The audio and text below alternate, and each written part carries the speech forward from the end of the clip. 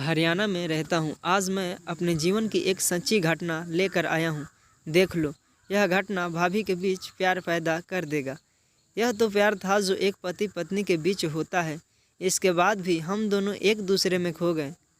यह अपने आप को बताता है कि यह सब कैसे हुआ। सन 2005 महीना था जनवरी का।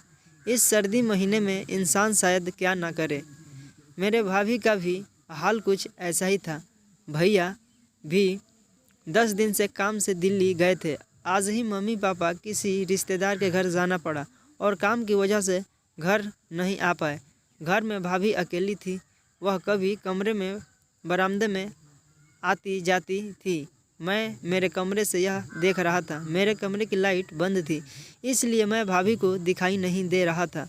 और इस बार भाभी बरामदे में आई और थोड़ी देर रुकी, फिर मेरे कमरे की तरफ आई। मेरे पास आई और बोली, अभी जग रहे हो देवर जी? मैंने भी बोला, भाभी जी आप भी तो अभी तक नहीं सोई हो। क्या बताऊं देवर जी, कभी अकेले नहीं सोई थी, इसलिए डर लग रहा है। मैंने बोला, भाभी जी क्या मैं आपका मदद कर सकता हूं? भाभी बोली, जी देवर जी, अगर आज आप मेरे कमरे में सो जाते तो। यह कहकर एकदम सी रुक गई। मैंने कहा, भाभी जी बस इतनी सी बात है, आपके कमरे के आगे सो जाता हूँ। भाभी बोली, देवर जी सर्दी ज़्यादा है और बाहर सोना ठीक नहीं है।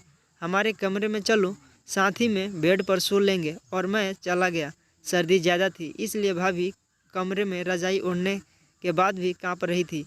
जब ठंड भाभी की कम नहीं हुई तो मैंने कहा, आपके लिए जाकर दूध लाऊं? तो भाभी ने इनकार कर दिया।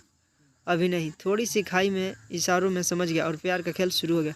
डॉन दोस्तों, यह कहानी आपको कैसी लगी कमेंट करके बताएं। खुश रहो।